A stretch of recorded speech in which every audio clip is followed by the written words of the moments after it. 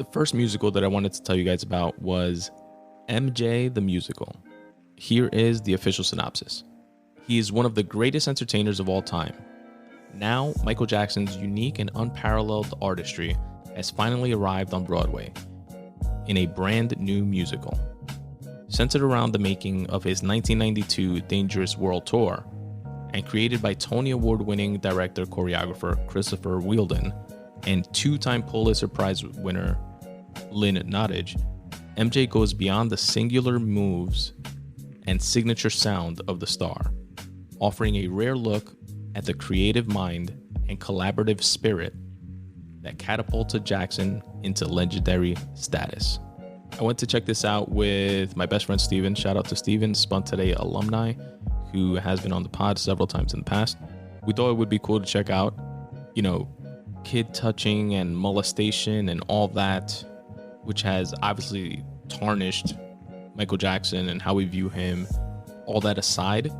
And I know in and of itself, it's like a controversial topic where some folks are like, no, they're all 100% rumors and nothing like that ever happened. Nothing was ever proven in court.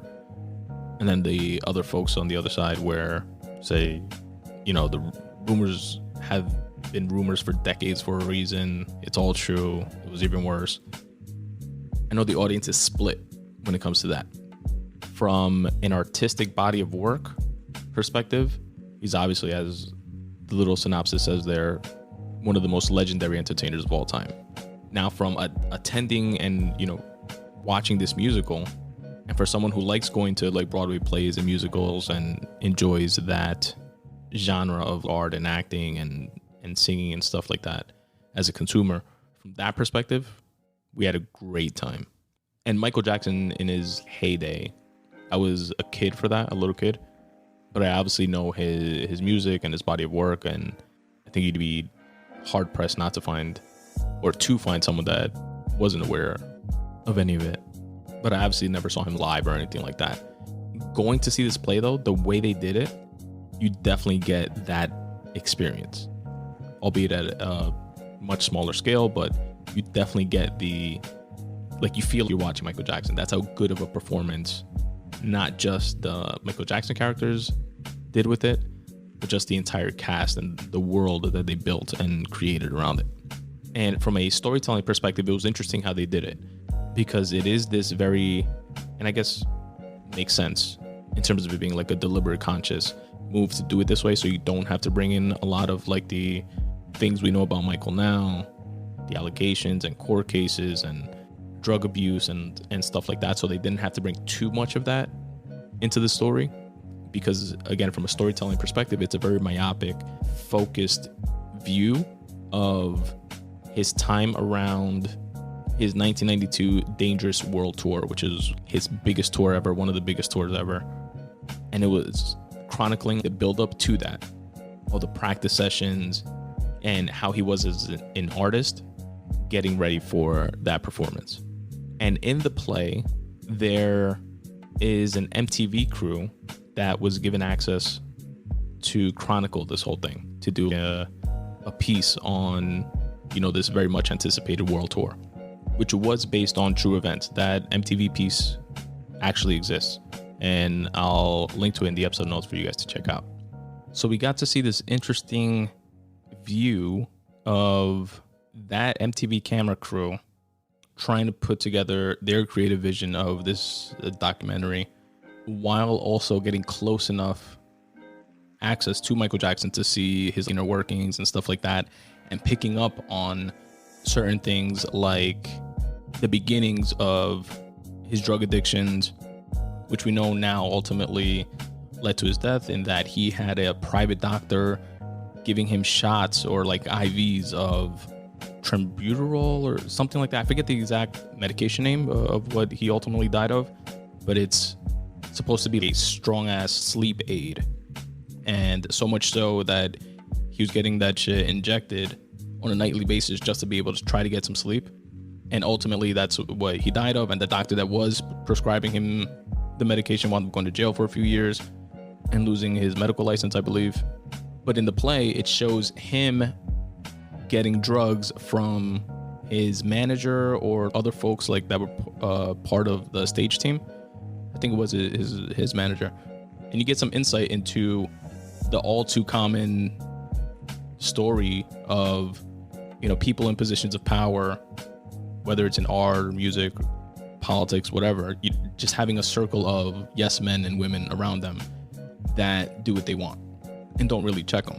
And we saw that through the lens of, again, the beginnings of his drug addiction. And we also saw that same dynamic playing out with his financial team and how he wanted to pay for this over-the-top concert and do like never before happened things, like him being shot out of, not a cannon, but something that shoots him out and onto the stage, and him running out of money, and then pushing his accountant and his financial team to mortgage Neverland Ranch, where he lived, just to continue funding this artistic vision that he had. Even though all the financial folks around him, lawyers, accountants, financial advisors, warned him against it, he still ultimately got his way, i.e. via these yes men. So that was definitely interesting to see. They also showed a direct correlation between his abusive childhood with how Joseph Jackson, the father, was always depicted as, being super, super hard stage dad, forcing them to practice, all the kids when they were the Jackson 5, for hours and hours on end, no breaks, didn't really have a childhood. They had fame when they were young, so they didn't have especially Michael being the youngest of them, of the Jackson 5, or second youngest, I believe, but never really having a childhood or traditional childhood. They showed correlations of that, instilled hard work ethic, and they kind of papered over the physical abuse in the play with how hard Michael Jackson was on his crew and the choreographers and the dance team around him, and how they were all exhausted, and he would force them to work hours on end, just like his dad did to him, and kind of showing that trauma shift of, him being the recipient of that, and then dishing it out as he got older in the same exact way, and then seeing himself as, becoming his father in that sense. But the play did a great job in also showing different stages within Michael Jackson's life. They showed him as a child, as a flashback scene, because the entire thing, again, takes place around him working up to this Dangerous World Tour and being interviewed by the MTV crew, and them filming and interviewing him in between rehearsals, etc. But while they were interviewing him, he would flash back and tell stories of childhood, of his mother and his father, the Jackson 5, transitioning, going solo. And you got to see different actors, which did a phenomenal job of playing Michael Jackson. Now, we did go on an off day. I think it was like a Tuesday or Wednesday.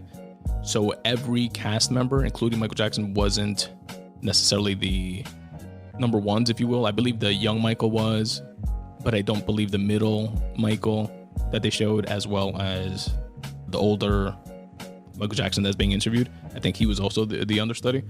But I mean, these are all top tier, phenomenal actors, right?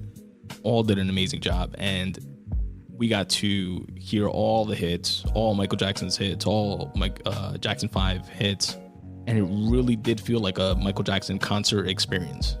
As a narrative choice, again, it does seem to me to have been a deliberate choice to tell this story from a specific point in time. And in doing so, not have to, or I guess they had the ability to paper over all the negatives that we know of Michael, like the drug abuse and child molestation allegations, so on and so forth. So you definitely lose something historically from that perspective. But as a piece of entertainment, where you do wind up enjoying a shitload of music and just how they put the musical together, it was definitely an entertaining watch. And I definitely recommend it. MJ the Musical. Check it out.